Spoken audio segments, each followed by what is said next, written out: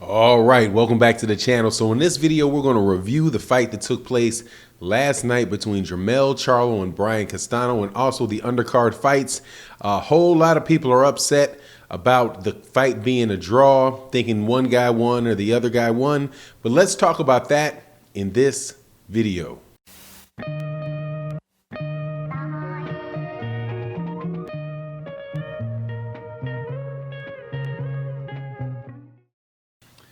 All right, welcome back to the channel. Before I get into this though, please make sure that you subscribe to the channel if you're not already subscribed. And also you can hit the bell icon to make sure that you get all the notifications. Please also hit the share the video and like the video. It goes a long way to helping the channel grow. But let's get into it. Last night's fight between Jermell Charlo and Brian Castano was for the undisputed 154-pound title. And it was a very, very good fight. I enjoyed every second of the fight. So to that extent, I mean, I felt like I was a winner. I thought I saw two guys fight that I knew were both excellent fighters. Brian Castano was a very excellent fighter. Jermell Charlo was an excellent fighter.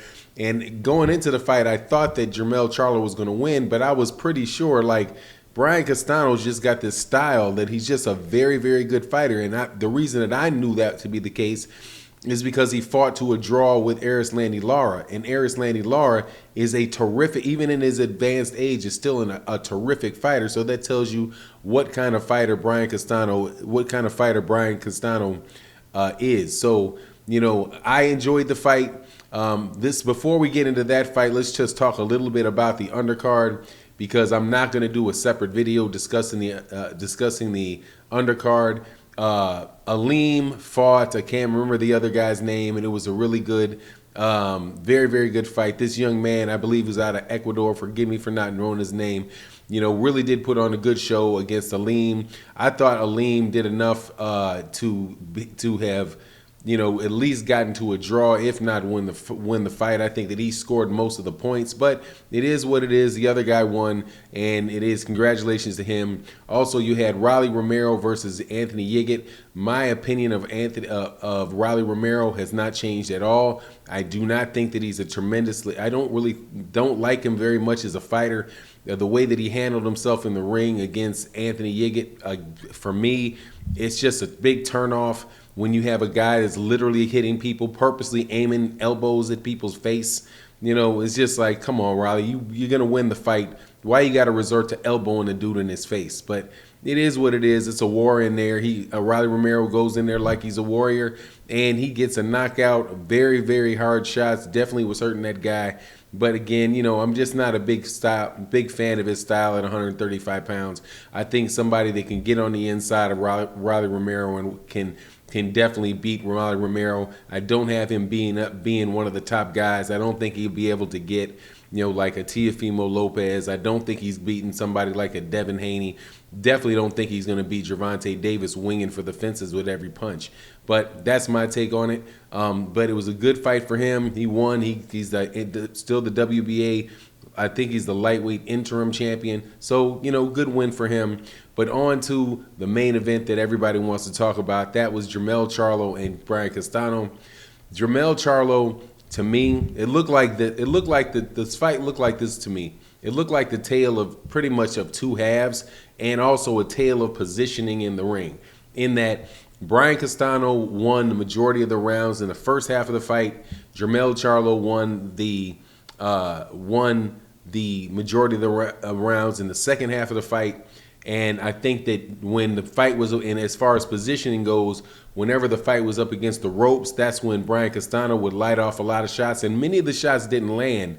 But still, some of them did get through, though. I remember him actually wobbling Jermell somewhere around the fourth round with I think it was a left hook off the ropes, but definitely cut him clearly, made his legs dip, and made Jermell Charlo a little bit gun shy, having his back up against the ropes and actually throwing with him there. So, but when the fight was up against the ropes, I think Brian Castano was controlling the fight. When the fight was in the center of the ring, Jermell Charlo was controlling the fight. But all in all, like, I don't have any problem with them scoring that fight as a draw. And I don't think that that is doing any disservice to either fighter. I know that Brian Castano is saying that he believes that he was robbed and he was sold the fight. Look, Brian Castano was the underdog in that fight, and that's all well and good. However, I don't think that people should let a surprise factor get in front of their face and get in their head and say, hold on, Brian Castano he did better than many people expected, so therefore he deserved. That doesn't mean just because he did better than some people expected that means he's going to get the benefit of every doubt in any round where he's up throwing punches up against the ropes and many of them aren't landing. But yet Jermell Charlo is clearly jabbing him in the center of the round, fighting for the majority of minutes of the round. But then you're going to give the round to to Brian Castano because he had a flurry up against the ropes when many of the punches in the flurry didn't land. So it's kind of like that optical illusion, like Floyd, who was not Floyd Mayweather, but Oscar De La Hoya was good for rallies like that. Would get somebody up. If he hurts him, he'd get him up against the ropes, and he'd start throwing punches, and then the fight would get called off, despite the fact that the punches that he's throwing aren't really landing. And then people do that. It's called a way to try to steal rounds. And what Derek James said about it in the corner, I think was accurate. That for some of those rounds, Jermell Charlo was controlling the majority of the round, but then for like a 30-second or 30-second flurry, up when he gets him up the rope against the ropes, Brian Castano would let his hands go. That does not always result in you getting that round, and that's why I think that you wound up having that scorecard. There was 117-111 for Jermell Charlo.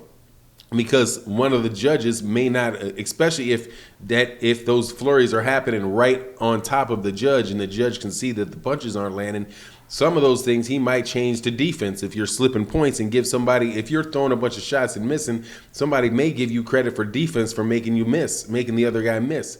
But all in all, though, like I say, I don't have any problem with that fight being a draw. I think it would have been a disservice, quite honestly, if it was anything other than a draw. And this is being a case where a draw needed to take place because it was clearly a case of two halves of the fight, because Jermell Charlo won at least the last 5 out of the last 6 rounds on my card. So winning 5 out of the last 6 rounds, all you really need to do is win 1 round in the first half, and he did that because he really did hurt Brian Castano in the second round, and I think that he got that second round. So the second round plus 5 out of the 6 rounds in the second half of the fight, for me, that's right there is a draw right there. If you give every other round in the first half of the fight to Brian Castano, which I don't really think is fair. But, different people see different things in fights. All in all, I just thought it was a really, really terrific fight, and it's actually a benefit unless you gambled, and in that case, everybody that gambled, nobody's going to bet on a draw. That means, hey, man, it is what it is, and I hate that for the people that lost their money. But for me, especially because I only paid $9 for that pay-per-view, it was an excellent value, and they're going to run it back. But this time when they run it back, I am sure that Jermell Charlo is going to win the fight when they run it back, because I don't think it's even possible for Brian Castano to fight any better than he fought in that last fight, because it was very difficult. It was very difficult for Jermell Charlo to really land in the middle of the ring. However, I do believe if Jermell Charlo would really stick his jab and not paw for his jab and worry less about the counter coming off the jab, then I think that a jab to the body and shots to the body, I think that right there can get Brian Castano's hands down, which will allow him to go to the head. But there's a lot of head hunting from Jermell Charlo, and if he changes that in the second fight, I think he's going to do a lot better and he'll win it. And I'm sure both these guys want the rematch. So anyway, that's my take on the matter. You let me know what yours is, and with that, I'm out. Peace.